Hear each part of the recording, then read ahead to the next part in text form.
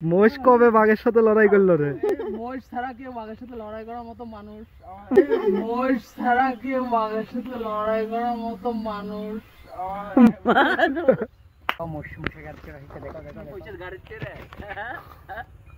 এই পাশে আমরা দেখি যে মহিষ এসেছে, তো মহিষটা দেখার পরে আমরা সবাই বললাম যে মহিষে উঠা যাবে কিনা। তো তারপরেই রাশেদ যে মহিষে উঠার চেষ্টা করলো, দেখি সে উঠতে পারে নাকি। সে উঠার আগে মানে বলতেছিল যে কিভাবে উঠতে হয় আসলে। তো এই ভাইয়াটা দেখাই দিচ্ছিল এইভাবে উঠেন, তারপরে সে চেষ্টা করতেছিল আর কি। হ্যাঁ হ্যাঁ, আর একবার উঠতে পারতেছে না। আর একবার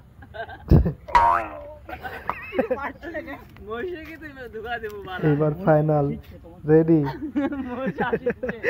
মোষ হাসির চকলিয়ে আরে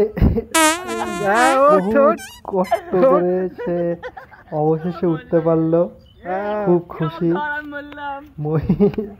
মহিষ হাঁটা শুরু করেছে আর সে ভয় লাগতেছিল আসলে। ওইখানে উঠলে বোঝা যায় যে মহিষ কিন্তু অনেক উঁচু হয়। ছেলেটা হাসতেছিল, বলতেছিল ভয় নাই, সমস্যা নেই। তো সে ভয়ে নেমে গেল। এবার চেষ্টা করতেছে আমাদের ডাক্তার সাহেব, সেও ভাবতেছে মহিষে উঠবে। দেখা যাক ডাক্তারের কয়বার লাগে মহিষে উঠতে। ভাষণ পরে মহিষ আগে মহিষের পিঠে উঠ, ওর খালি ভাষণ। সে মহিষে উঠার আগে আসলে একটু বক্তব্য দিচ্ছিল। সে একজন মানে কন্টেন্ট ক্রিয়েটর, তো সে তার ভয়েস রেকর্ডের জন্য আসলে কিছু কথা বলতেছিল।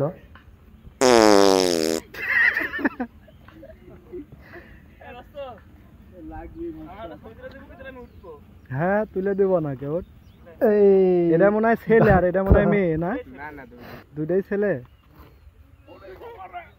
হ্যাঁ উঠে গেছে।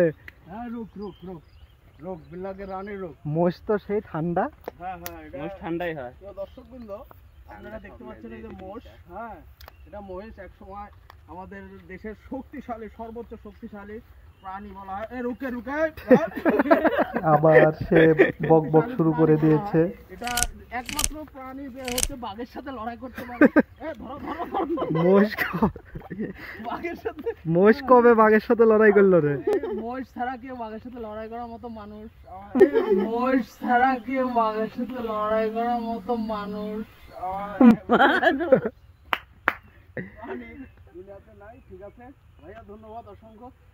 আমি ছবি তুলে ফেলে, ছবি তুলে কেটে দিবে। হ্যাঁ তারপরে আমার শাওন মামা চেষ্টা করলো, সে একবারে শাওন পাকা আসলে এক্সপার্ট, একবারে উঠে গেছে। ঠিক আছে।